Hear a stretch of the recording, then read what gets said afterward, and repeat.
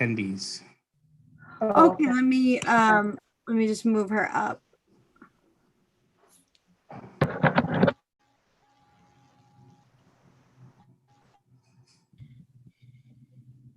All right, she should be coming right up.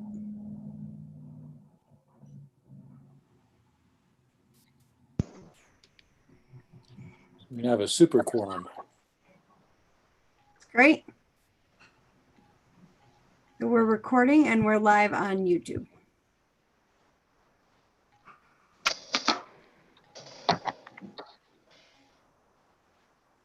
So I will read the remote participation statement. Pursuant to Governor Baker's March 12, 2020 order suspending certain provisions of the open meeting law, General Laws, Chapter 30A, Section 18, and the Governor's March 15, 2020 order imposing strict limitation on the number of people that may gather in one place, this meeting of the Southborough Master Plan Committee will be conducted via remote participation to the greatest extent possible. Specific information in the general guidelines for remote participation by members of the public and/or parties with the right and/or requirement to attend this meeting can be found on the Town of Southborough website at https://www.southboroughtown.com. For this meeting, members of the public who wish to watch or participate in meetings may do so in the following manner by finding the meeting at the Southborough website under remote meetings. No in-person attendance by members of the public will be permitted, but every effort will be made to ensure that the public can adequately access the proceedings in real time via technological means. In the event we are unable to do so, despite our best efforts, we will post on Southborough's website an audio or video recording, transcript, or other comprehensive record of proceedings as soon as possible after the meeting. Hey, Mimi, Yes. you should consider recording that as a Zoom background, and then you could just hit play and run it on every meeting. Is that really possible? Sure. Yeah. Sam, we'll be talking after the meeting. We actually need the generic version of a cartoon character for the town for everybody to play. And I didn't take a roll call vote of a quorum, so we should do that now. Latrell here, signs. Here. Markelier, Here. Watson, Here. Stivers, Here? McKee, Here. Connolly, Here. Warren, Here. McNauskis, Joyce,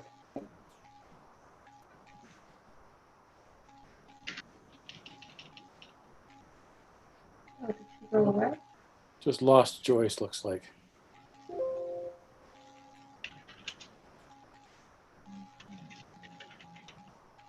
Maybe she'll call back in. So do we have a quorum?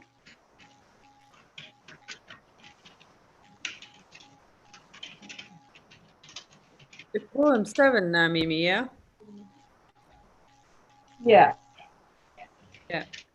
So, is Kate Battles able to join? Do you know? No, Kate she- is not going to be able to join tonight, so that was going to be my first order of business to ask if anybody wanted to volunteer to take the meeting. If not, I can do that.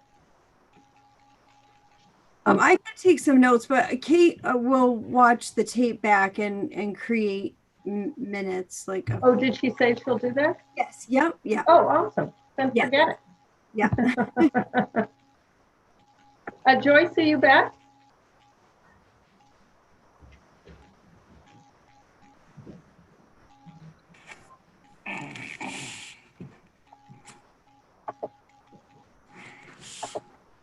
Do Joyce isn't muted, looks like, so maybe she's there.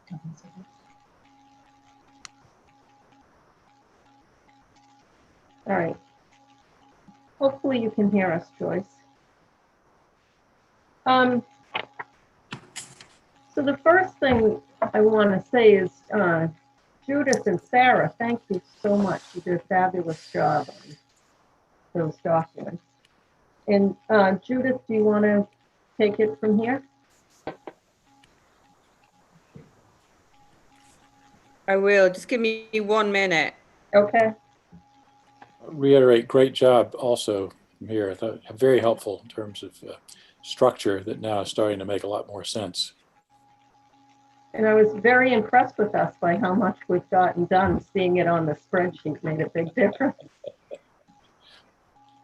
Truly amazing. Yes. Okay. Sure. Let me just talk a little bit about what Sarah and I have been doing. So Sarah and I have had a couple of conversations, and one of the things that we started to do, in fact, Sarah started to do it, was to try and edit out Ralph MAPC vision report. And to be honest, we stopped because it's quite difficult to see what the flow would look like, even though we knew what we were trying to do. So that was when we switched gears a little bit, and we've kind of divided and conquered a little bit. What Sarah has been focusing on is the data sources, or trying to make sure that we understand the data sources, and also trying to make sure that we've got a consistent set of data, consistent with other published data that the town has been using. So for example, the MVP data sets, but also consistent internally with other plans like, the HPP plan. And then Sarah's also been working on, if you've had a chance to look at the shared folder, a kind of a mini story around, because that was the topic that you got a lot of knowledge of with a role on the planning, and so, working with you, Tom, as well. So what I I've been working on two things. One is what I call the storyboard, which is, you can call it a storyboard, you can call it an outline, a kind of report structure. So that's one document that I'd like to go through tonight. But then also, as I worked on that storyboard and I was trying to think through how to best depict the relationship between the different views of the master plan goals that we've been working on over the last year, I kind of decided it was worth trying to map that out. So that's the second document, which is the document, which, apologies for it being, it's very small text, but it's kind of quite hard to get that on a kind of bigger document. What I was going to do if we'd been there in person was kind of blow it up like we did with some of the maps. So there's some, discussion I think we should have around that. But what I'd suggest we do is start with the storyboard. So I don't know if anyone's had a chance to look at that in detail. I know it took me longer to do it than I thought, which is always the case with these things. But I can. Do you want to make me share us? I don't know who's in the mix. Sarah, are you doing the? Yep, I can do that. Okay. I'm gonna get the co-host now, so you should have the capacity to share your screen.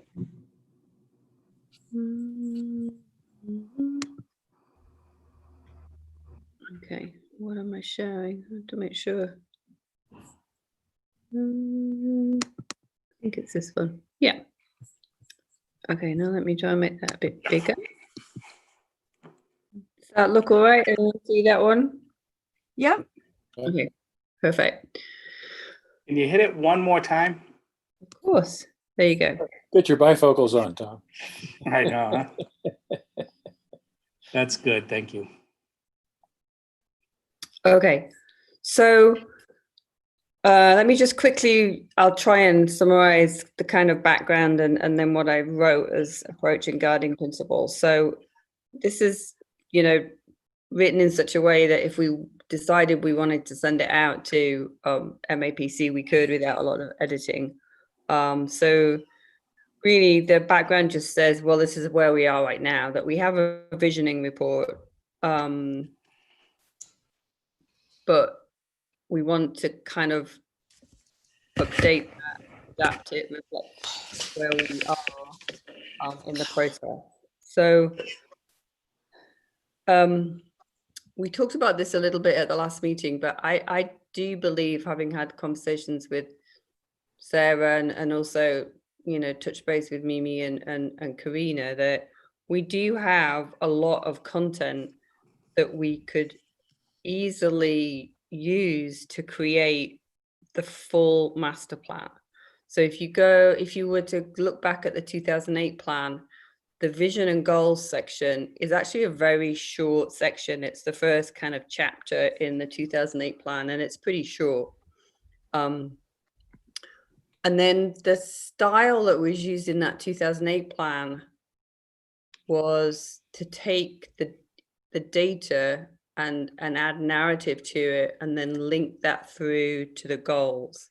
And really that's what, the more I looked at it and the more I looked at what we had, I do think that is a very doable thing with what we've already worked on in the last 18 months or so, to be able to get to that final report reasonably quickly. So I threw some dates out here, and we can talk about those in a moment, just so that we had something that we could shoot at. So full master plan report by the end of December. We could socialize with the boards and commissions and start implementation planning later this fall. So with the kind of end date, and we did talk about this at the last meeting, trying to get to a point where we say, okay, the master plan is complete. I'm ready to go to the final review by the Board of Selectmen and the town meeting next spring. So why don't I just go through this little section, and then we can talk about anything that people want to question or kind of review. So I think we talked at the last meeting that what seems to be the big gap in the visioning report from the MAPC was any linking between the different elements of the deliverables that we'd worked on and some of them that the MAPC had worked on. So that's what I think we want to try and do, is to provide or to get to this nice narrative where we can use the data and we can use the feedback from the community, whether it's the forum or the survey, to then say, this is why we're recommending what we're recommending. So there's a kind of a rationale behind it. The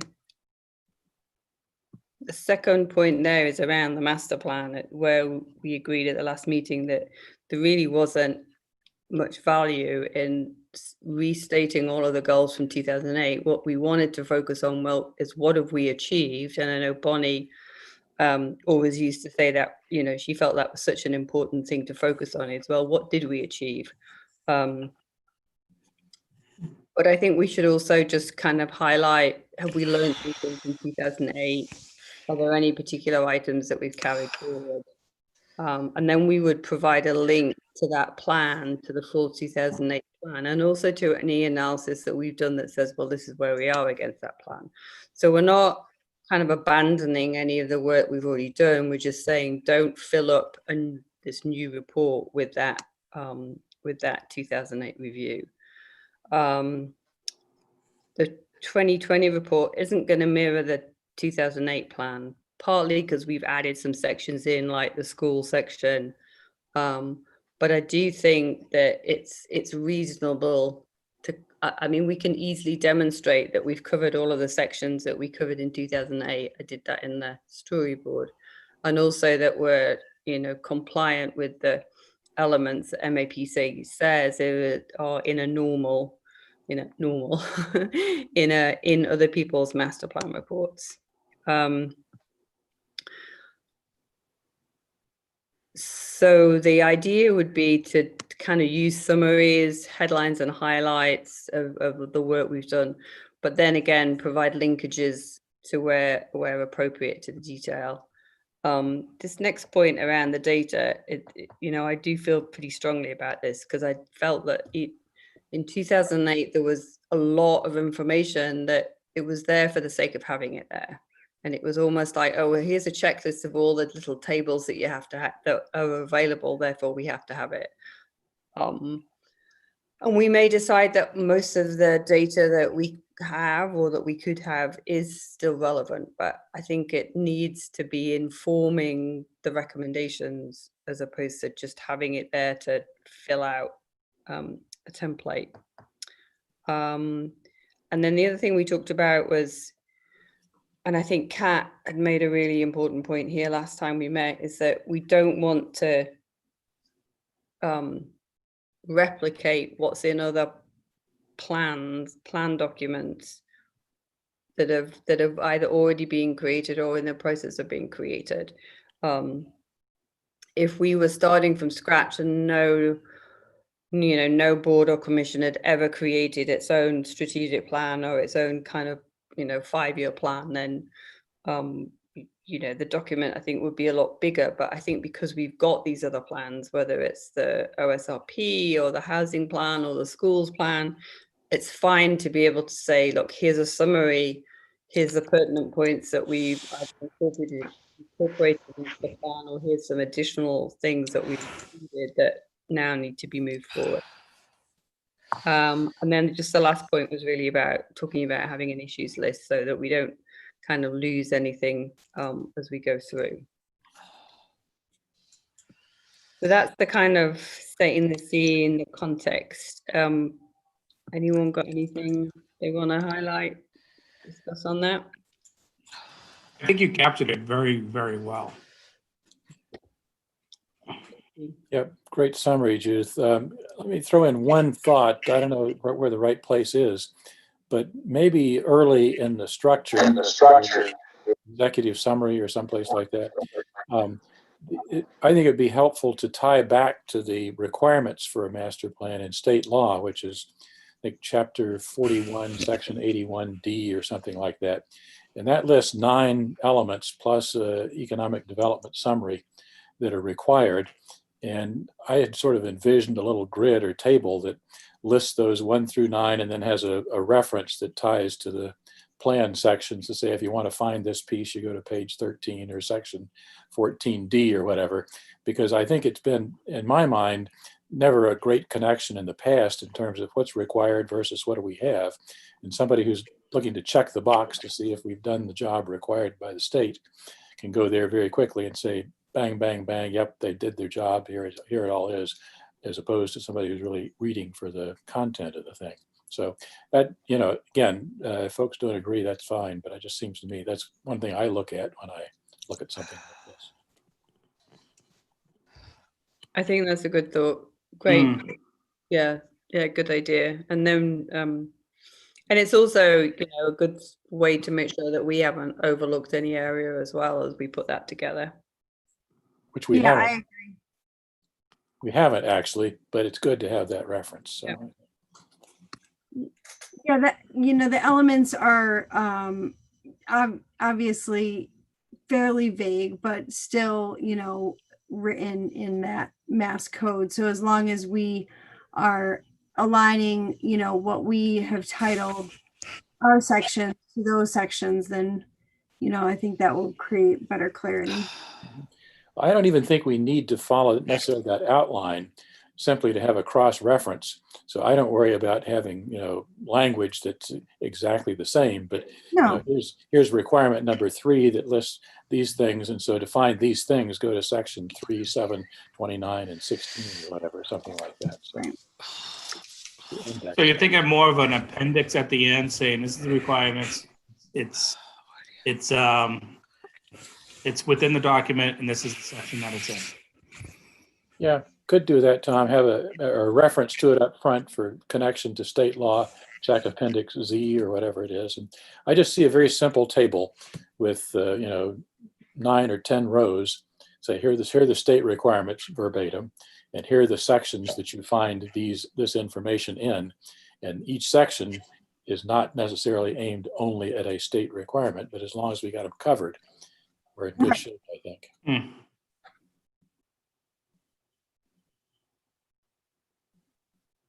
Okay.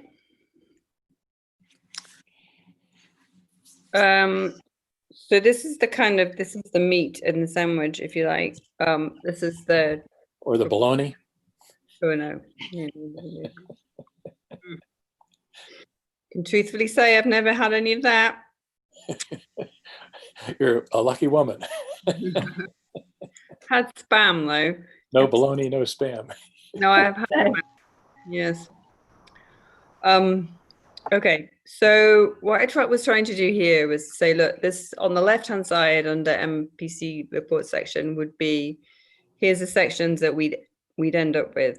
And then for completeness, I kind of reference them in the middle column to where is the information today, if it exists so far, or where's the report today in the MAPC vision report. And then also just reference what that relevant section would be if you were looking through it in the 2008 master plan. So not unlike what you were just saying, Sam, just to see if we'd covered all the sections that were in the original plan. And then the notes are just things that I was thinking about as I went through this. So the first section would be an executive summary, which I've just called headlines and highlights. And generally, when I've done these documents before, you kind of write that at the end. Once you've written the whole report, you go back and go, okay, well, if I only have the opportunity to present one page to the Board of Selectmen or the town, or what are the key things that we want to call out within this master plan, and they're likely to be, there might be a little paragraph around, well, how many goals have we got, how many recommendations we've got, so people get a sense of the scale of the report. But then, what do we think the top 5 things are that we want to be focused on over the next 5 to 10 years. And then, we might throw something in there about how do we want to go forward with implementing this. I know we've talked before about the importance of collaboration across the town, boards and commissions, and getting those boards and commissions to actually take ownership for their relevant sections, as opposed to trying to have a separate committee kind of push forward with the whole thing. So that's the kind of thing I would expect to see in that executive summary. And that would replace the Ralph will put something in that, letter from the master plan committee. I mean, I think a executive summary, it feels a little bit more powerful to me than kind of a letter from us. We can have a letter as well, but and then the second section would be vision and goals. And I think it's important to kind of go in there right at the beginning, because there's a lot of people that would probably only want to read as far as section 2. So it's like, let's hit them early on in the report with, here's the vision statement, here's the goals, so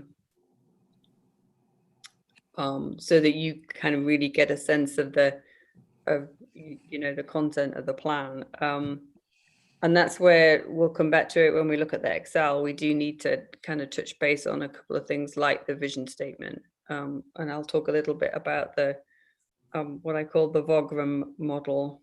It's a bit of a mouthful, but when we go through that Excel.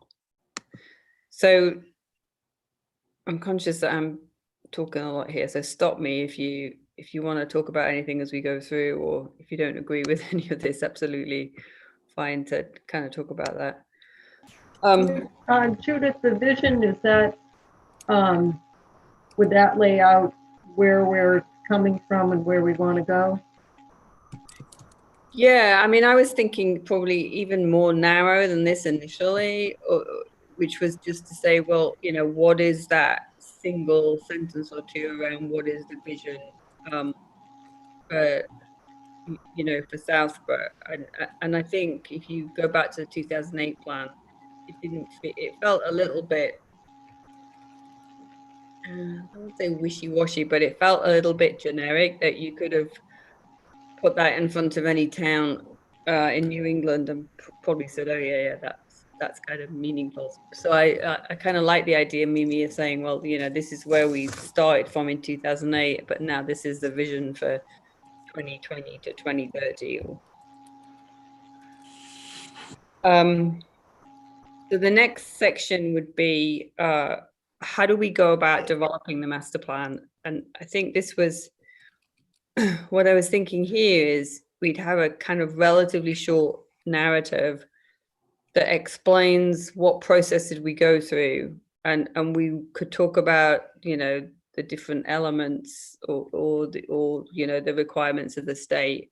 We could talk about how we started with 11 objectives and then mapped them into the themes and why we did that. We could talk about, you know, we did do a lot of analysis of 2008 and here's the kind of key things that came out of that. And then we can describe our approach to community engagement, the vision forum and the survey, and then finally the main data sources. So the idea there would be to talk about it in terms of the process that we followed and then provide links to the detailed documents. So rather than including the whole of the survey results, we'd say, well, here's how, what we were trying to do with the survey and the kind of the key elements to it. If you want to look at the whole survey in detail and the results of that survey, click here and you can go off to that linkage. And I know, Kat, you had talked particularly about that in the last meeting, and I think that's a really good way to be inclusive of everything that we've worked on without filling out a report with lots of stuff, which is what I think we ended up, that's how it felt a little bit in the MAPC vision report. And then the next section would be, this was kind of I was thinking about having a little, it's like a context around Southborough, because when Sarah and I started looking at some of the maps and the data, and you look at it and you go, well, has anything really changed in the last 10, 12 years? Probably not that much in some areas. So, you know, land use would be a good example. You know, given the amount of water that we have in Southborough, the chances of, you know, a radically different land use is, you know, pretty hard in 10 years. Now, obviously, if you did that land use mapping for, you know, the center of Boston, it would probably look quite radically different in 10 years. But for us, it's you know, it's not going to be that different. So, but the idea here would be to have just a narrative that kind of describes Southborough, talk about land use and population. So the kind of general data that applies across the board as opposed to specific data around, say, housing or transport. And then just highlight on anything that's changed since 2008. So, you know, is there anything that's changed that we could say, well, that's an important thing that we now want to look at? And then the next section, sections 5 to 10, would be the different components of the master plan. So, and they would have a similar set of information that we look to try and kind of create for each of those topics. So they'd have, for example, a short scope would say, well, this is what we mean by, you know, housing. Self-explanatory, but let's just describe, yeah, this is within the scope of our housing kind of plan component. And just as, you know, a short objective statement that says, well, this is what we're trying to do with this section of the plan. Bit of a summary from 2008. What did we achieve? What's being carried forward, so that you get that continuity. This one, I think, is is really important is what else has changed and what's been developed outside of the plan. So not necessarily 2008 goals and recommendations that were actioned or weren't actioned, but things that were just changed in that part of our world. So for example, accessibility and connectivity, we could reference the fact that we've now got a trails committee, which didn't exist in 2008, and I'm pretty sure wasn't one of the original recommendations. But you know, new boards, commissions, you know, the fact that we're I think we're moving on from a straight ADA committee, and it's now much more. I think I'm right in saying this, Bill.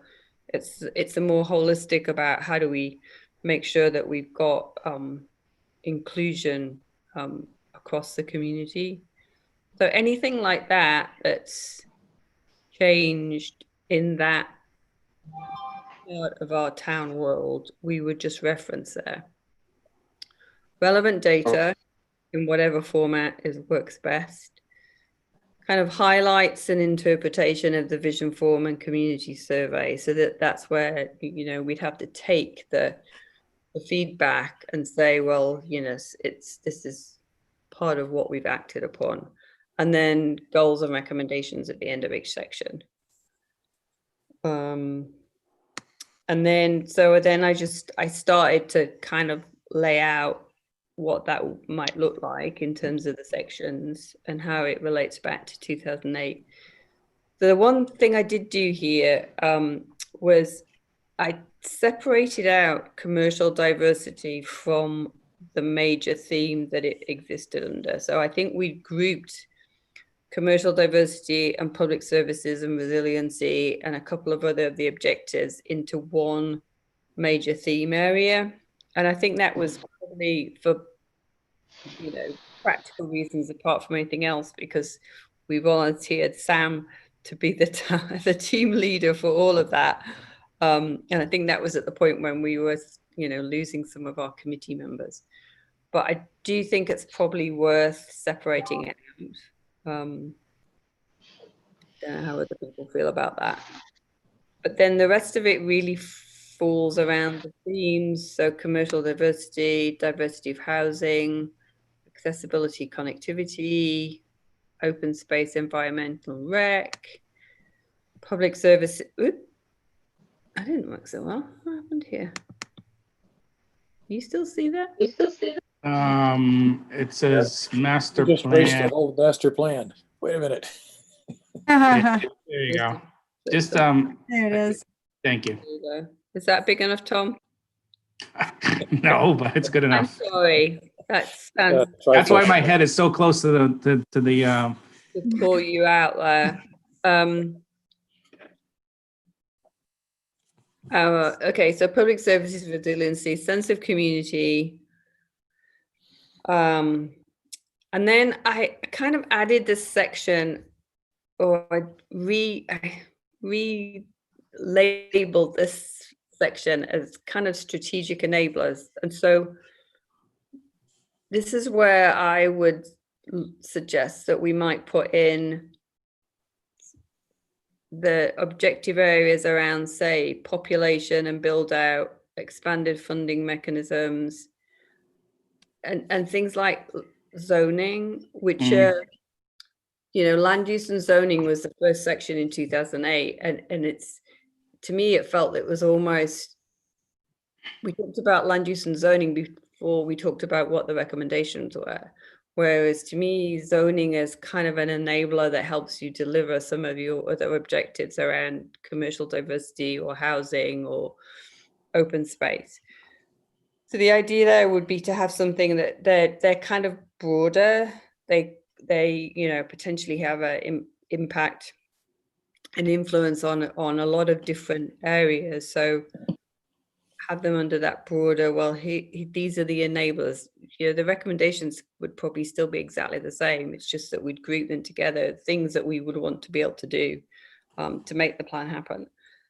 And then implementation planning. So I think, you know, we'd want to call out how we plan to socialize and get this plan approved, which think we've said in the past is going to be really, really important for us. And then how are we going to approach implementation? Recommendations that, we've got a lot of recommendations that I think were a really, really good start to implementation planning. And we did early on in the kind of the process part of last year talk about having measures. So how would you know that a recommendation was successful or not successful? And I think that was, if we can, that's something we do a little bit further down the track in the fall. But I think that looking at how we'd measure something, I think, is always a good way of saying, well, is this really an actionable recommendation? And then I actually moved the acknowledgements to the back, because that to me is just a better protocol. You go through the whole report and then say, oh, and hey, here's all the people that made it happen. It's like, yay! So I think that was it. Oh, ideas, like, Right. don't like it. Hugely like helpful. Hugely helpful. Thank you.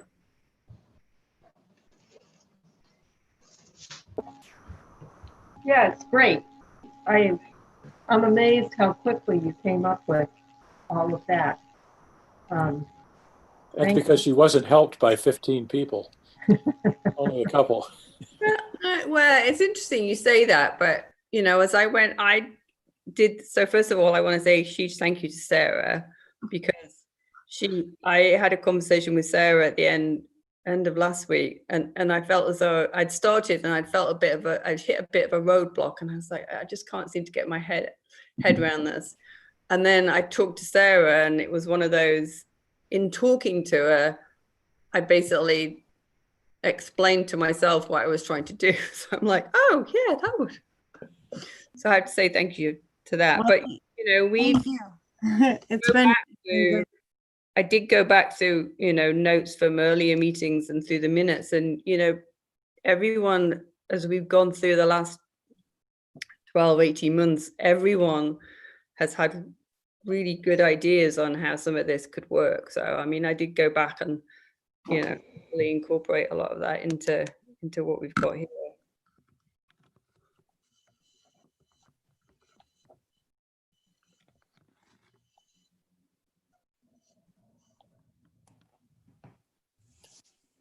So what's next? Judith, are you going to talk through the spreadsheet, or? Yeah. Is that okay? Let me just now I have to stop that, and then I think I have to share. I'm not very good at that. Where is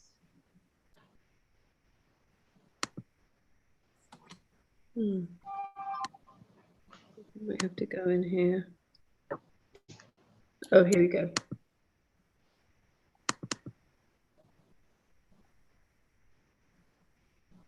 Ooh, later. Oh my goodness. Right.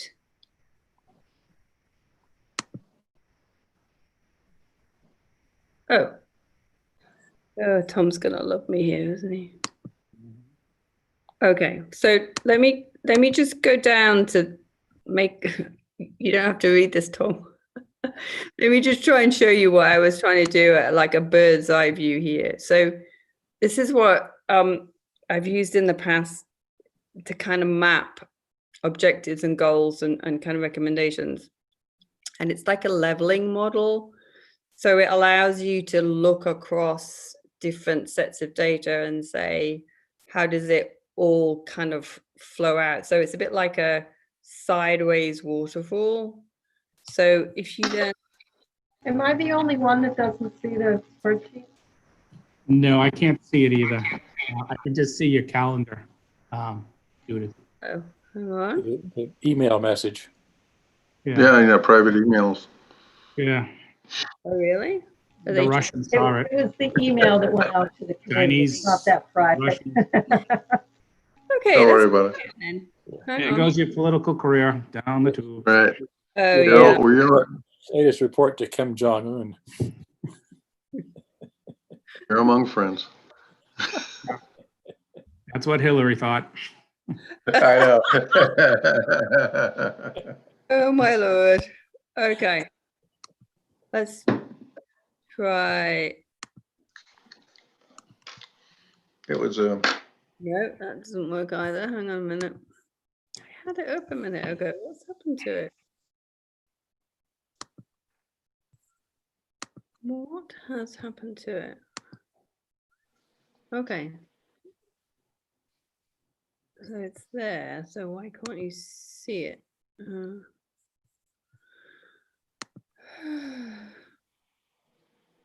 do you see it? I do. There you go. All right then. Is that Oh, There geez, we right. go. Tom, do you see that typo in line 123? So I have contacts. So one of my contacts is less strong than the other one. So I have a dominant eye distance. Not dominant is reading. So I'll be going like this. It's not dominant enough, I'm afraid. so? No, Is this on the Google share?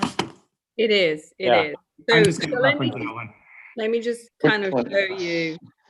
I mean, it's All right. long, but so, and it goes over multiple pages. So don't try and print it out because it's not set up to print at the moment. But so what if I then? So you can see hopefully it's kind of an upside down waterfall or a sideways waterfall. So what Ah, we then have is there were a couple of things that I put in from 2008, which is I'll come back to in just a sec, the position statement and the vision. But then we talk about our major themes. So if you remember, we had commercial diversity, public services, and you have to turn your head, Tom, as well. So it's like crinkling it. Housing diversity, accessibility, connectivity. So those are kind of level 2. And then there's the individual objectives that actually 11 objectives that we had. And then the kind of the goals sit underneath those, and then some sub goals, and then the recommendations. So what we put in the first bit of the report, the vision and goals would be from kind of here up to there, actually probably from here up to there. Okay, so this is everything that we put on those objective statements that we did in our individual working groups. So I haven't changed anything. It's literally just a cut and paste of that. But what it does allow us to then see is there are different levels of detail for different parts of the plan. So for example, on the commercial diversity and public services, there was a very broad state goal that covered then the 4 different sub goals around Route 9 and the villages. On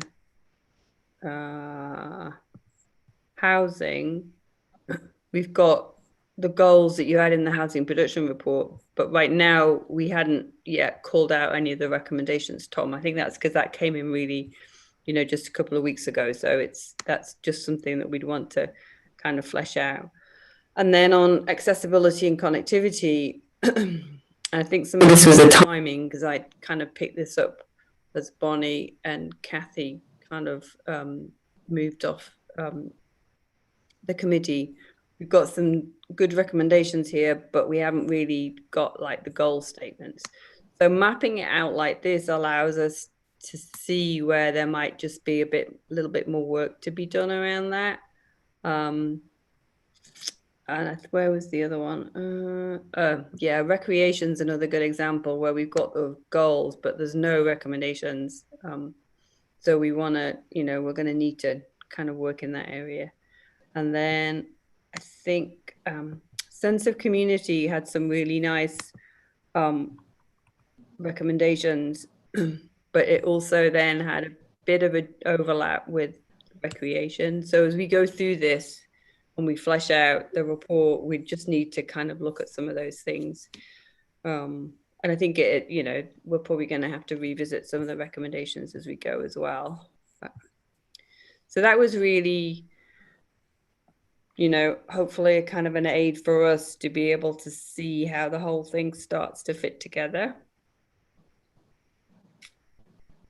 Hey, Judith, I think this is hugely helpful. A big step forward to sort of lay it out like this so we can visually see sort of where we are, where the gaps are, et cetera. A couple of comments. One, I had a little trouble aligning the storyboard points to the categories here. So one of my first instincts, being a little obsessive compulsive, as I went through the 5 or 6 or 7 categories in the storyboard and tried to map them into these things. And it wasn't an immediate fit. There were a couple of places where I had trouble. So at some point, trying to make those consistent, because I think people will look at that, but not a big deal. The other thing, I think sort of the shape of this thing is great, where you start at a high level and then get more and more detailed through the recommendations. And I think from a visual standpoint and a communication standpoint, it might be useful to put another category, even more granular, out on the right-hand side of implementation steps, and have at least some of those. I worry about having 800 implementation steps like the prior master plan did, but I would think about using that as a way to prioritize and have implementation steps that this committee might wind up recommending some reasonable number, whether it's 10 or 20 or some number like that, to focus people's attention on what we collectively think are the things that ought to be pushed over the next several years here to actually get some traction in some of these things. And there may be some combined implementation steps. For example, pick one, zoning, for example. You could do some zoning things. If you're going to rewrite the zoning code, that could help you in a variety of different ways. So you get some real leverage out of that versus spending money on one particular small area that only affects that particular area kind of thing. So I think that, to me at least, having that sort of come back down to a smaller scope out there on the right with prioritized implementation steps for focus in the near term and maybe medium term, something like that, but leaving a lot of it blank because frankly, I think it's sort of wasted effort. Implementation steps. I have a question. Quick note, Gina is in the attendees. She's asked if we can promote her. Thank you. Oh, good. Yeah.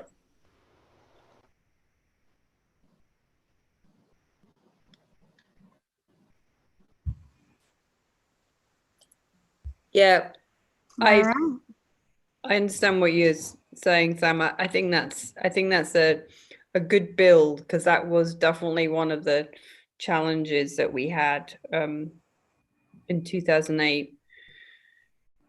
Because there were so I have many. a question. Sorry, okay. I just have a question about Sam's comment. I think those are really good comments. I totally agree. Just because I'm new, I'm wondering, so when we talk about these implementation steps and the different things that we're going to do we envision that the master plan committee is going to be overseeing the different implementations? Are we going to be delegating certain tasks to either other committees or to certain individuals, either on master plan or outside of master plan? I'm just wondering, or is it kind of a case by case thing depending on the goal? Julie, I can tell you my view of how that works. Again, we didn't do a great job out of the 2008 plan in terms of following up on things consistently over a broad set of areas. But it seems to me that if this group comes up with some implementation steps, we could easily assign sort of natural responsibilities for those areas to various committees. And I frankly think it belongs to the selectmen ultimately to say, okay, we sign off on whatever the plan is and the implementation steps that we're prepared to support, and then focus our attention as selectmen on making those things happen through the town administrator, through working with committees or whatever. And frankly, I think that top-down pressure has not existed previously. So I am cautiously optimistic that we have an opportunity here to do more of that and make some of these things happen, because I think it's really hard for individual committees to make things happen without a more coordinated effort and without leadership and resource support from the top down, as we've seen in a number of areas, frankly.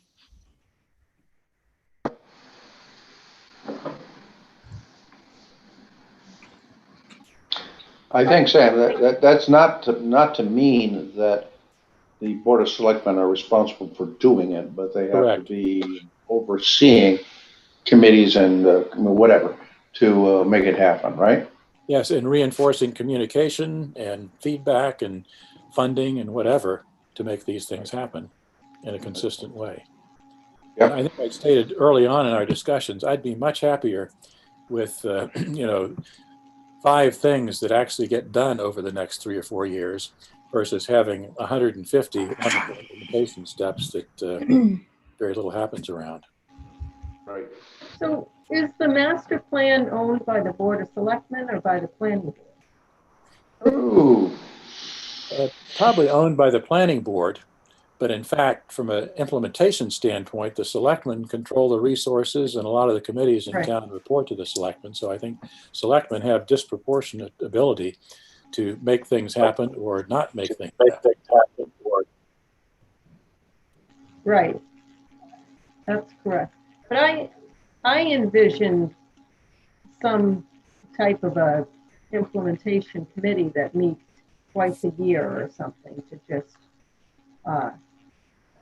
evaluate what's going on and to remind people of the master plan. Because I think if it's just left open-ended that the Board of Selectmen should take responsibility, other things come up and you forget about it, and then it's 8 years later.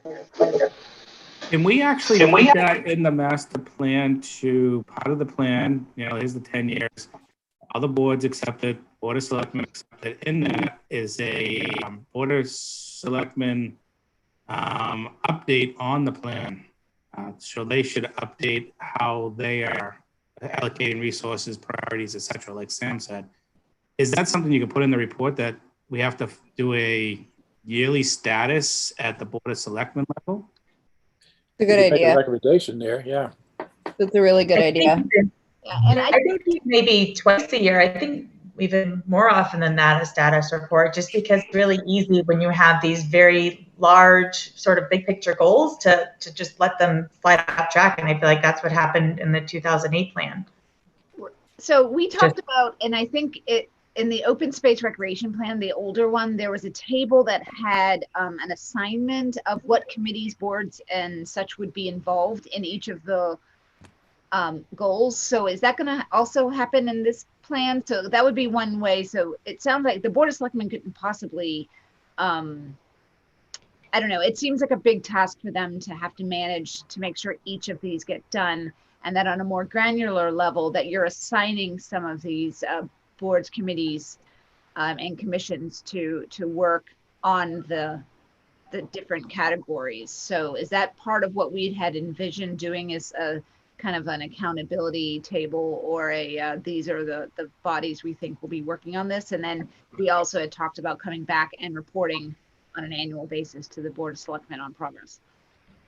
I think I'm viewing it as different. So I'm just hypothetically, every 6 months or even every quarter, part of the Board of Selectmen's meeting gives an update.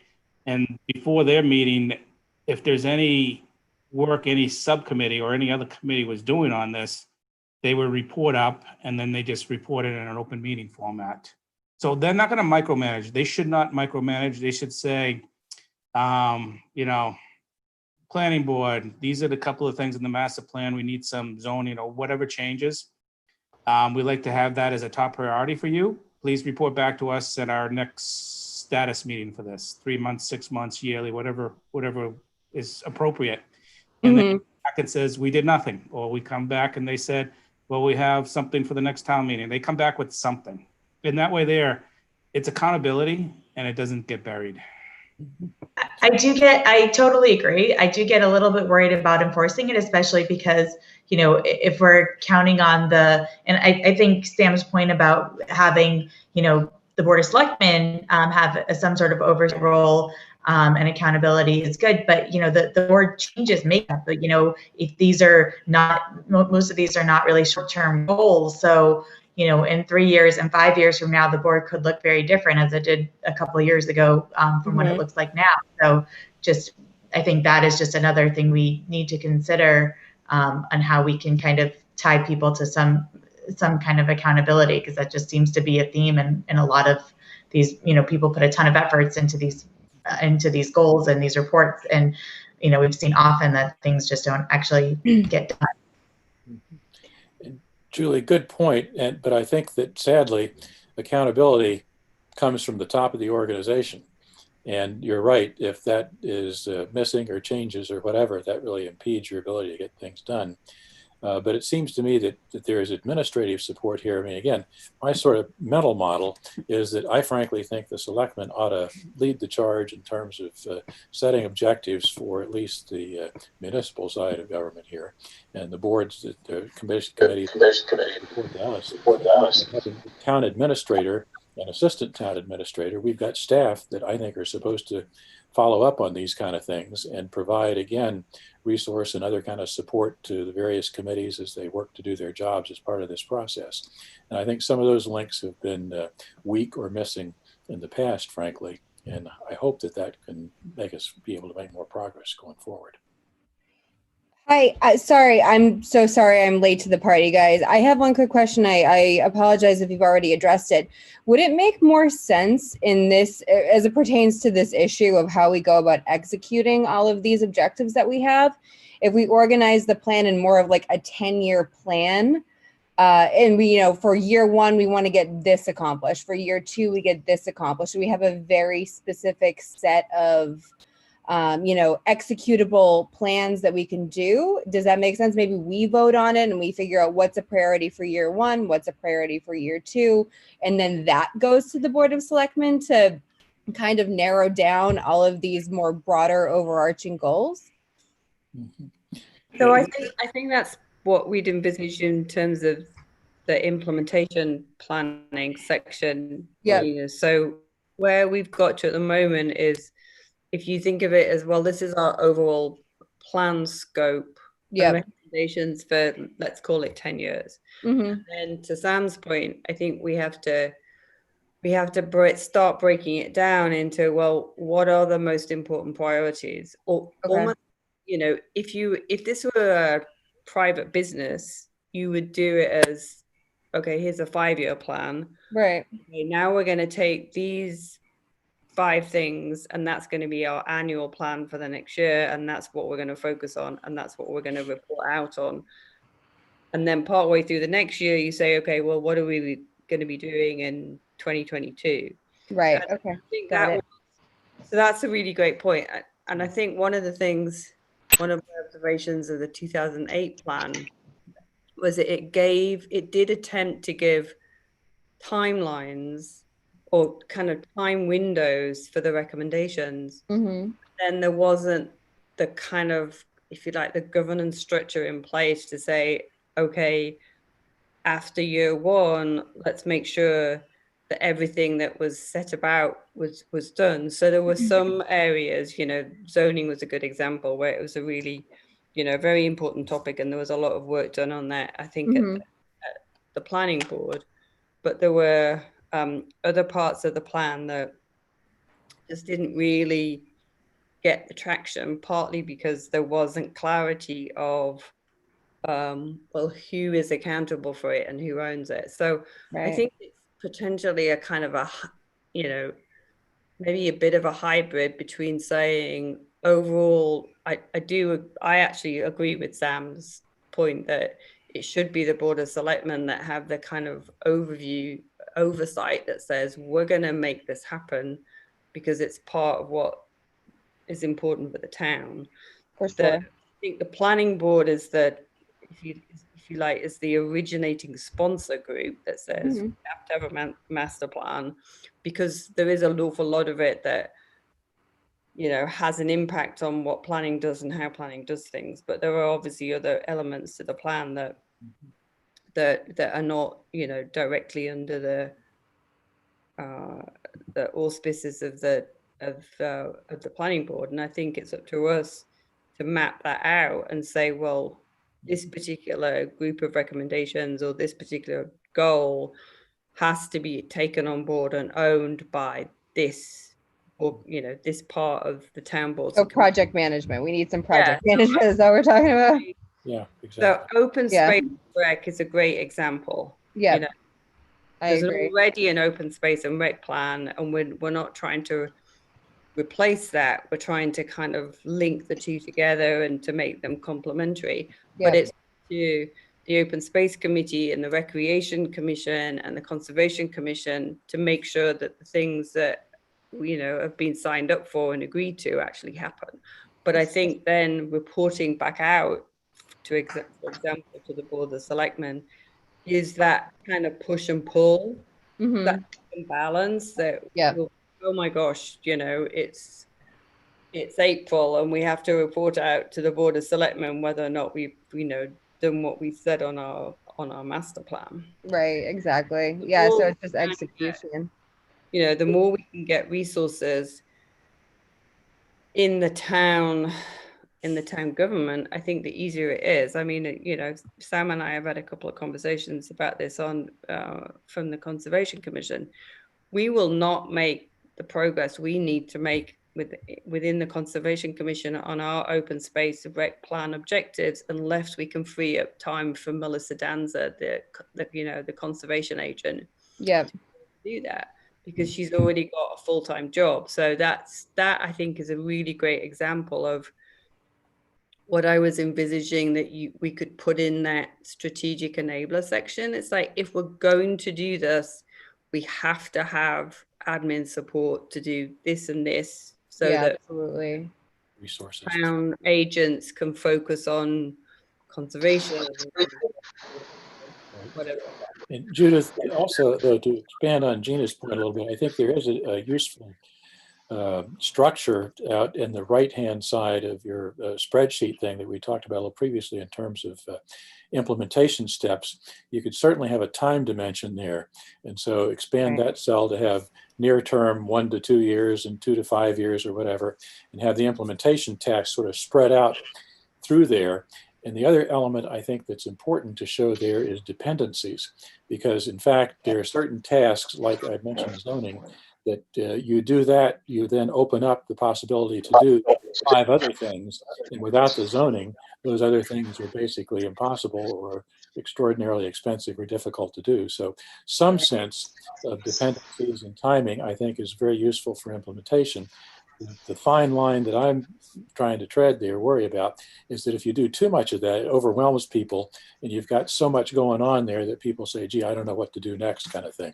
Right. So I think you got to struggle to make it simple enough and pick things that really have high impact, high leverage. I'm very interested in trying to identify things that are important to start. Once started, they're difficult to stop. And so that gets you to places that are good places to get. And I'd much rather find 3 or 4 of those that you can start. And sometimes that means you start spending money on something. And once you start spending money, it's a little hard to argue, oops, we wasted that money, and so we're going to stop doing that kind of thing. So I don't know what we're going to be able to find there, but that's sort of the eye that I have as I look at possible implementation steps to find things that are important to do longer term to get there. And we can start some things happening that not only socializes the idea and gains support, but creates some momentum operationally, administratively, et cetera, to ensure that even though, you know, I'm not going to be a selectman forever, but things, you know, so that we can start really continue and get some good things done over the next 5 or 10 years here. Absolutely. And without coming off as too cynical, and my only concern is that well, I think everyone has will have the best of intentions as this gets started. while we're saying, okay, we want the Board of Selectmen to really be the body that has the authority, that's going to be the ones that are running this, who's going to make sure that in 2 years this is still on their agenda? So I think there are a couple points of connection that we need to have. I think that for each objective, there needs to be either a committee or an individual who's in charge of that, but then there also needs to be that connection to the next level, to the Board of Selectmen, to make sure that overall this is still, the wheels are still turning down the road. So I don't know if the master plan committee needs to stay in force, throughout for 5 years and be the point of check-in, but I feel like there's not going to be a body that's driving the big picture bus on the greater goals and objectives. And if that's not happening, then the individual goals or objectives are going to go to the wayside because people in committees will get wrapped up in other things. And if nobody's asking them, okay, where are we on this, this, and this, then stuff's not going to get done. And I think that's how these things have, kind of flopped, for lack of a better word, on countless other occasions. And, I think everyone starts with the best of intentions, and we're all people who obviously care about our town and are here and spending our time to try to get this started. But, I don't want it to all be for naught. So I think we need to make sure we're very specific about those points of accountability and how it stays on track. Good. Yeah. I think an ongoing committee, smaller group could be helpful, but I'm certainly committed for 2 years minus 3 months to keep the pressure on.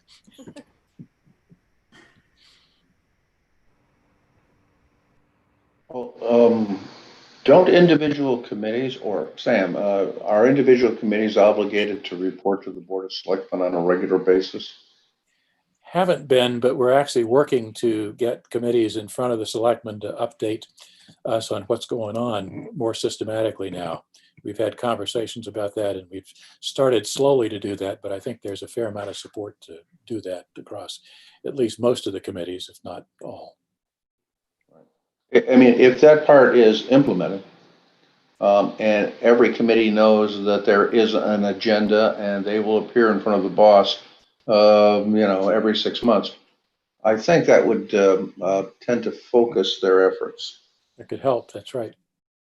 I actually don't feel like much of a boss, but Well, if that's what the Board of Selectmen is. You got to look mean, that's all. yeah, okay. Well, I think when the master plan is rolled out, it really should go back to the committees and boards and commissions. They should incorporate that into their own goals. And Oh, yeah. Absolutely. But who's going to oversee the actual steps that they're taking? right, and that builds into the accountability process that we were talking Goes about. back to the Yeah. Board of Selectmen having a yearly or even more frequent presentation by each committee. Yeah, That's- but again, I see the town administrator and his staff playing a strong role in that, because Mark and Brian today and Vanessa actually drive the budget process to a large degree. And so I think those conversations ought to happen during the budget process as people ask for resources.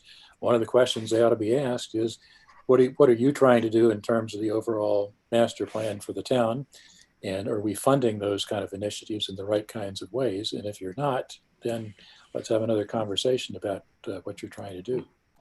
So I guess my only concern would be that if we're going to defer the, oversight of executing these initiatives to the individual boards, are we overtaxing their resources? Do these people within these boards have the bandwidth to actually undertake, the oversight of whatever, part of the process they're meant to see or meant to oversee?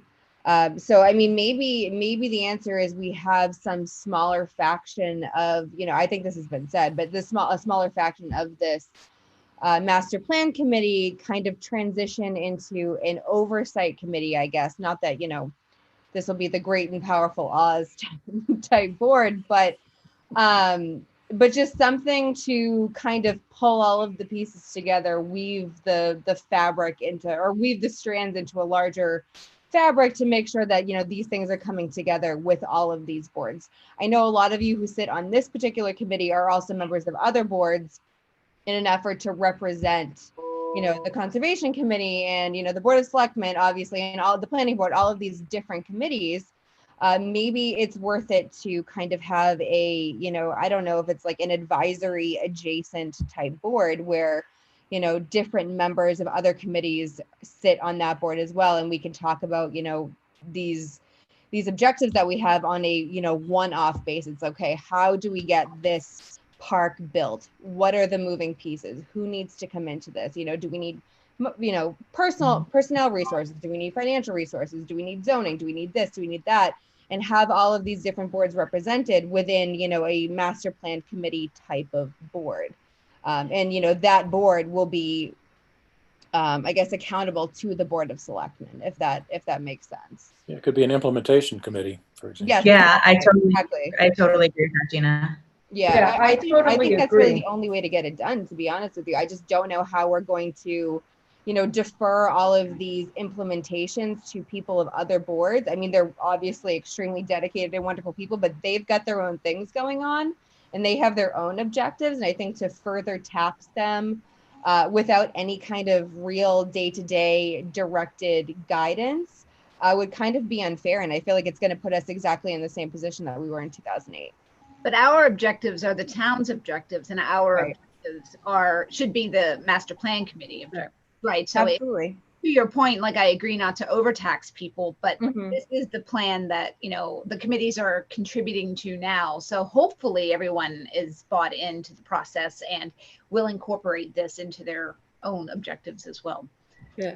Absolutely. But it's just who is going to oversee that, to make sure that they are doing the things that we've asked. Oh yeah, I love the idea of an implementation. Yeah, exactly. Yeah, absolutely. I think everyone's fully committed for sure. It's just making sure that, the projects are staying on track and things are getting done as they need to be. But again, I think That that could be- the critical component of that is the resources. Yeah. And so if we as selectmen continue to reinforce for Mark and Brian particularly, that as they think about the budget and planning process, they ought to be asking the various committees, what are you doing relative to the key implementation steps? And make sure that those activities get an appropriate share of resources and focus during that process. That's not the only dimension, but without that, then it's easy for exactly the kind of things you're talking about, Gina, in terms of getting into resource binds and having people overcommitted. Right. Yeah, I think that's a really good point.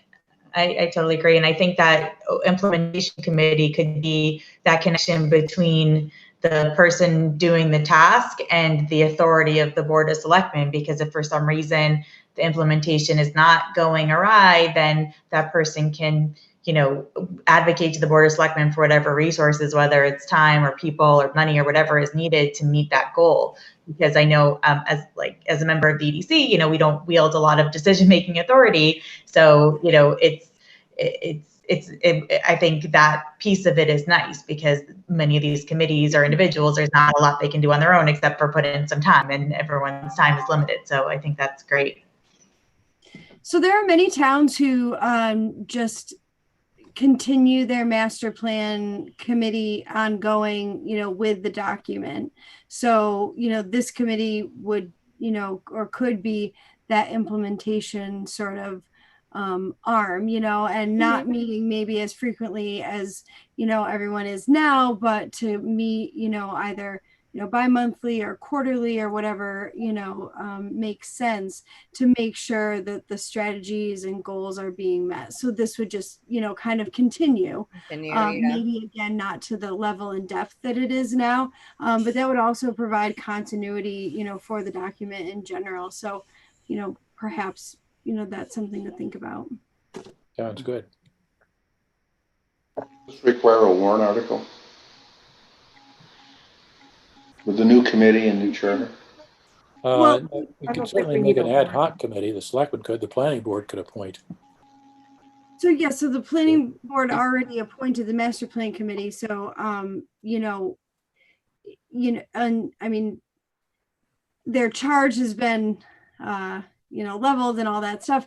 So if the master plan committee continued, the implementation portion of supporting the document, I don't think you'd need a new warrant article and new information from them. Mimi's shaking her head. Yeah, no, it could be appointed by either the planning board, it could just continue on with a different charge, not to write the master plan, to implement it. Right. Or the board of selectmen could appoint an implementation committee, neither of which would have to go to the town meeting. Great. So what's our next step? What do we need for the next?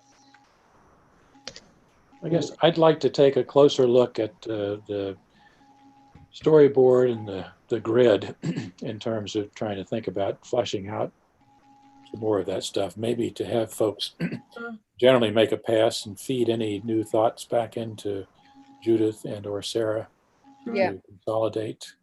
Okay. Yeah. And not do a copy to all to avoid open meeting law issues, but to sort of refine what we have here as a next step. And then if once we get that in a position that everybody's comfortable with that structure, then seems to me we start talking about maybe some of the implementation steps and other materials that you start fleshing out the text, the storyline, and begin to work in more detail there, creating a document. Okay. Logistically, who do we reply back to? Who should we? You can send it to me. Judith. Just directly to you, Okay. Judith? Not, Right this time, yeah. it can't be sent to everyone. That's. Oh, I know that. That's what I was gonna say. Funnel it through you, Judith. Mhm.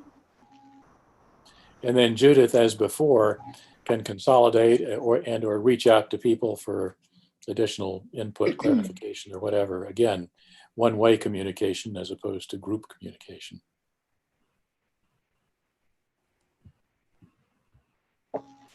And again, maybe, I don't know, maybe thinking about sort of next steps. I mean, in the document, talk about a goal for having this done by town meeting in 21, which typically end of March. Maybe a conversation around a rough timeline to say, here we are less than a year away from that now, and sort of set some goals in terms of having a draft for wider distribution and communication process early spring next year after the first of the year kind of thing. I don't know.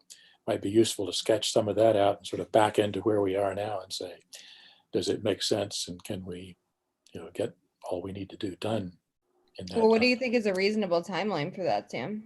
Excuse me? What do you think is a reasonable timeline to have a draft done? Like, let's just throw out a date. Judith has done so well. Maybe another month. I don't know. Hard to say. We've got a lot of good stuff here. And it seems to be, again, take another few weeks, have another meeting and collect additional thoughts here, Mm-hmm. and sort of get into drafting mode, which would put us in September, October, and maybe by the end of October having, totally off the top of my head, end of October having a reasonably good cut at what a lot of this content ought to look like. Mm-hmm. Something by the first of the year to go out to all the committees for comment and so forth, and come back in to recycle in end of February or something like that. And then by early March, get Board of Selectmen, Planning Board, other boards fully in gear to have a review presentation and vote if necessary at the town meeting at the end of March. Assuming we're going to do a town meeting at the end of March next year, which I certainly hope. I only know. I don't know, but something like that, a plan to lay it out, I think would be very helpful for us to keep in mind as we go over the next couple of steps. So to answer you, I think the deadline is a reasonable draft by October. End of It October. seems like not a first draft, a revised draft by October. Judith, you're not taking any vacations between now and then? I'm grounded, I tell you. Good. They won't let you back in England. My stuff, Right. well, no, we've just had to cancel a trip to England that we were going They to do. won't let her back into England. Yeah, they don't like Americans anymore. We don't want you. Well, we could go, but then we just have to self-quarantine for 14 days. And then when we came back, we'd have to self-quarantine for another 14 days. So it's not really worth it. So, I would just stay. I would go and stay there. well, the only thing that I potentially got is the first 2 weeks in October. So, Keith is meant to be taking me on a mysteries trip for my birthday, but I think the mystery might be that we don't go. That's what happened to me. My birthday Surprise. was on the 1st, and we were supposed to go on a trip, and now we're not. Yeah, I think, he's optimistic. I'm the what I refer to as the pragmatic realist in the family. So I think it's probably not going to happen this year, but Let's turn that into motivation. Judith's goal is to have the draft done by the mystery trip date. There you go. There you go. I have to go on the school committee meeting, so if we're done, I'm gonna hop off. Nice to see you, Julie. Bye, Julie. Thank you. Bye. Thank you, Julie. Thank you. Thank you. So just to recap, so a lot of the stuff that you did, Judith, I need to really put it on my other screen because, I like it nice and big, and give you comments, give you feedback. Sure. Is that what our action items for the next? Yeah, if everyone can look at the storyboard and also I think particularly the mapping of the goals and objectives and I think, for example, in your case, Tom, we need to flesh out the key recommendations. Yes. But I think a lot of them already exist in your housing report. It's just that we didn't take them out at this point. It does, and with the help of Sarah, we forward the documents to the ShopSy to get feedback from the whole committee, so. That's right, and so I think some of that was kind of timing. Yeah, I did put together an outline, and I'm going to call it an outline rather than a draft, of what the housing section, might look like. Just some bare bones from the visioning report, kind of trying to bring in the data that was collected from the HPP survey as well as the Master Plan Committee survey to start, kind of giving at least an overview of what people's responses were, and so that's out there. I don't know if everybody wants to take a look at it now or just wants to kind of look at it on their own. But it's just something that I put together. I used the headers from the 2008 plan just as kind of markers. And again, some of that content that Ralph provided, he did get back to us with the data sources, some of them. So I've just been kind of trying to get those incorporated. Yeah. The two places where it looked to me we needed some additional content, one was the housing, the other was recreation.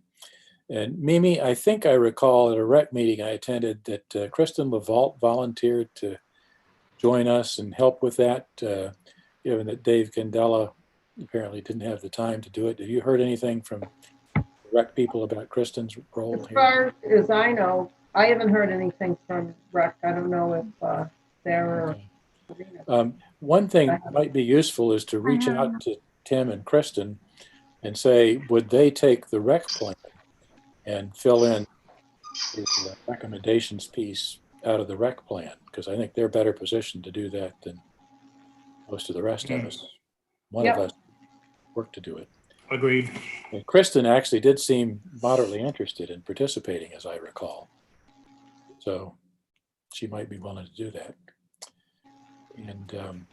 And then that gives us a fairly complete list of recommendations there. And then if people have other thoughts in terms of implementation steps or timelines or whatever, anything people could care to contribute on that, I think would be helpful to sort of flesh out the right-hand side of the spreadsheet piece a little bit as a next step.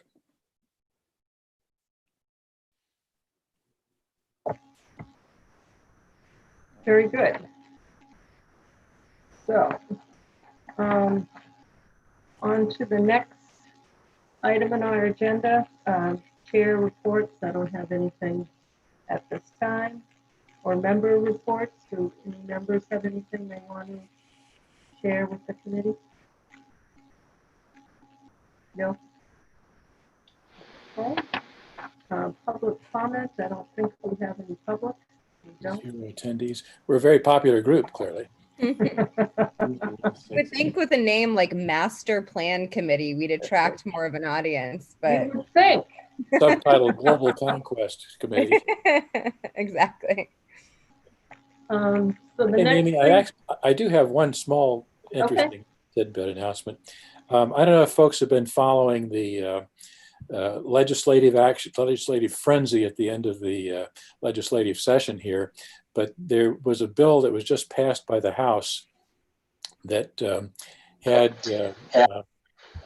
basically pork barrel bill kind of thing, where the governor's housing choice initiative that he's been pushing hard on to change local zoning bylaw changes from a 2/3 vote to a majority vote in towns, and presumably improve housing options through that, let local governments potentially create more affordable housing for people, has been having hard sledding historically. So what they did was they wrapped it in a bill that had several $100 million worth of grant funds for an extraordinarily wide range of things to find stuff that anybody, you pick anybody, they'll find things in there that they like and support. So I think they were trying to wrap the housing choice in money and get support for it, which is an interesting strategy, and it may work. It seems to be gaining some traction. House passed it. The Senate is, I guess, set to debate it momentarily here. But one of the things that was earmarked in there was $250,000 for Southborough for stormwater, for wastewater treatment. And I don't have any idea whether that's going to survive or not. But what that was for our infamous parcel 5440, as a matter of fact, behind the House of Pizza, which is about the cost of that if we have to pay full price for it. So interesting thing to watch, which creates some possibilities potentially for master plan next steps as well, potentially, if that were to actually happen. Very interesting. did the Board of Selectmen ask Carolyn for that, or did she just come up with that on her own? I did. So there I was. see. That's why he knows about it. That's right. Well, actually, I didn't realize that was it. I saw it and I was surprised. I said, "Mark, where did that come from?" He said, "Well, you asked for it." So ask for more stuff, Sam. No, ask. What Till they they say did, no. they thought that would be more palatable. Stormwater was actually, or wastewater was farther down my list of what I wanted to use that parcel for.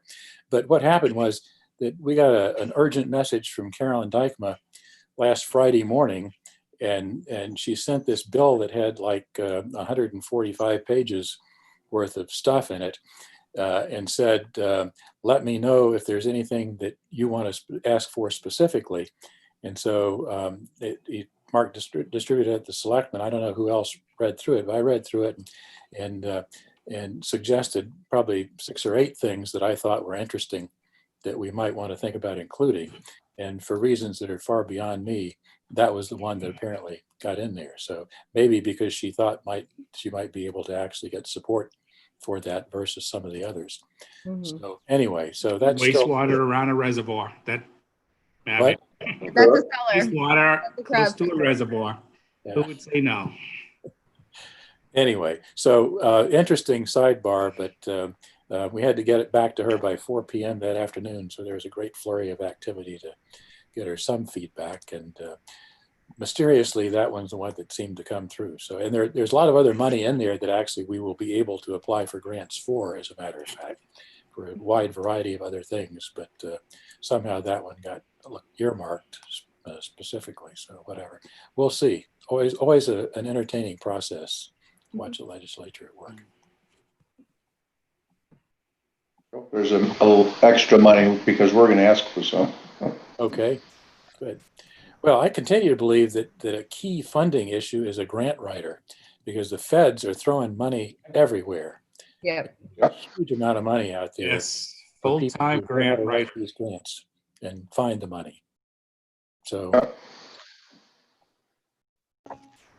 I might be Agree, able to Sam. volunteer my husband for this position, actually. He just finished writing a grant for his business, and oh he's wow, retired now, so maybe I could oh pitch the wow. idea to him and Oh, boy. work back.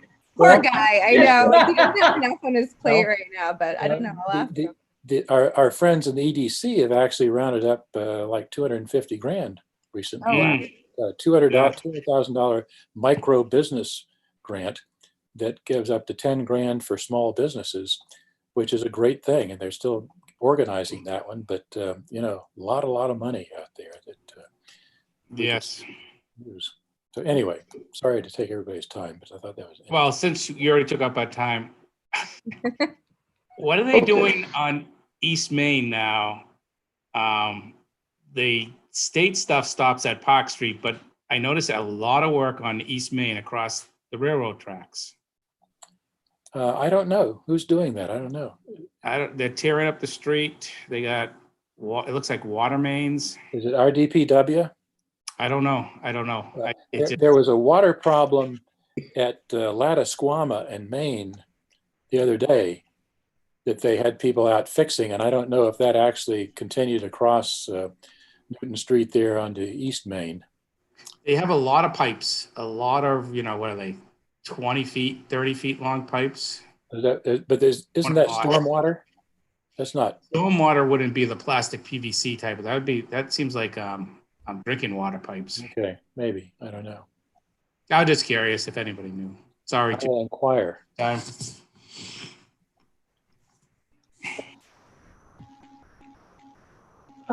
Did everyone read the July 1st minutes? If so, you want to approve them? Word for word. I'll make a motion to approve the July 1st meetings as written. Second. Very good. Oh, let me write this down so I don't forget.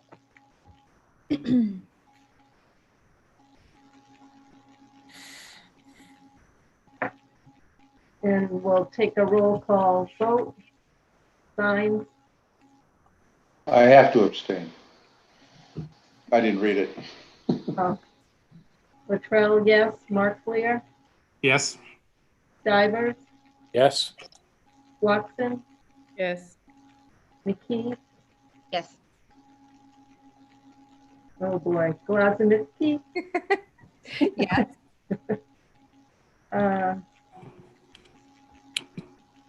Magnauskas, can you hear us, Joyce?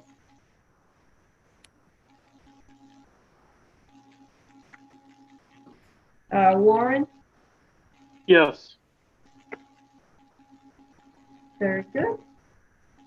And the next issue is the next meeting we had on our schedule for August 23rd. Want to stay with that or?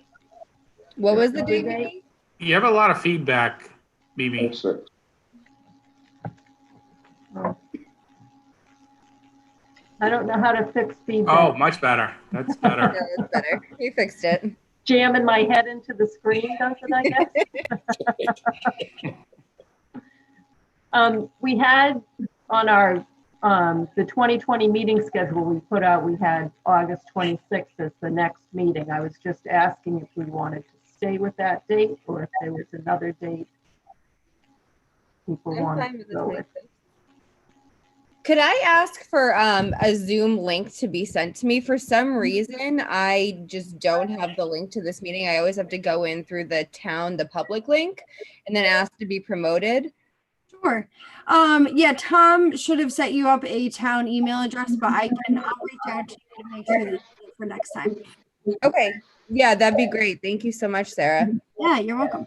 I don't want to be late anymore. I feel so No, bad. no. I literally drove to town hall. I'm like, I wonder if they change it to an in-person meeting. My husband's like, you're insane. They definitely.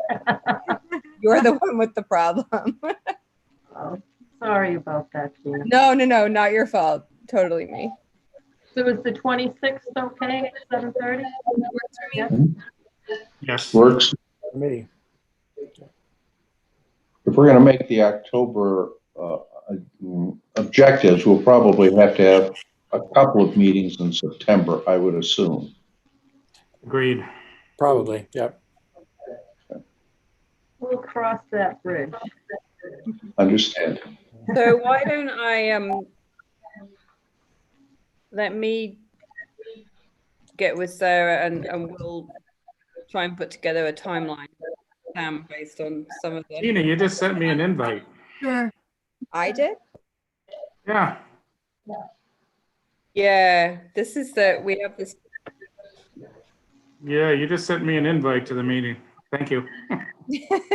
Yeah. Gina, we've had We this have problem um, before where we had this there's problem. some email systems that when you respond to an invitation, Oh, it sends it triggers out a to message everybody that to all the other members. Yeah. Sorry, everybody. I don't usually spam emails to people. Yeah, I that's okay. apologize. This is Definitely use the Southborough Town one. I don't have one. Yeah, once you get one, that's the easiest. Yeah. Yep. It gets screwed up.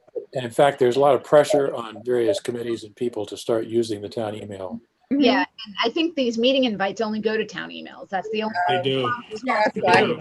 Part of the issue. Because Yeah. there was a link to a Google Meet in the email that I received yesterday from Mimi, and that's where I was. I'm like, why is nobody here? I could not Yeah, figure it saw out. that. Right.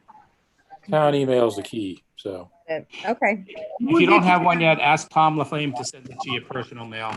Okay. He will on a one-off. Okay. One-off. I think Sarah's gonna help. Yeah, Yeah, Sarah's gonna help I'll me help get you out. it I'll set help up. you out. Thank you, Sarah. I You're appreciate welcome. Okay, do I have a motion to adjourn? I'll second it. move. You get a motion. I'll make a motion to adjourn the I'll Master second Planning it. Committee at 9:10 p.m. And I'll second. All righty. Thanks, everybody. Thank Or we you. need a roll guys. call. Need a roll call. Sorry. Latrell, yes. Sines, Yes. Markelier, Yes. Stivers, Yes. Watson, Yes. McKee, Yes. Blazemitsky, Yes. Warren. Yes. I don't see Joyce anymore. Thank you, everybody. Thank you, guys. Thank you Thanks. so much Kudos again, again to Judith Judith and Sarah. You did Sarah a for the- fabulous job.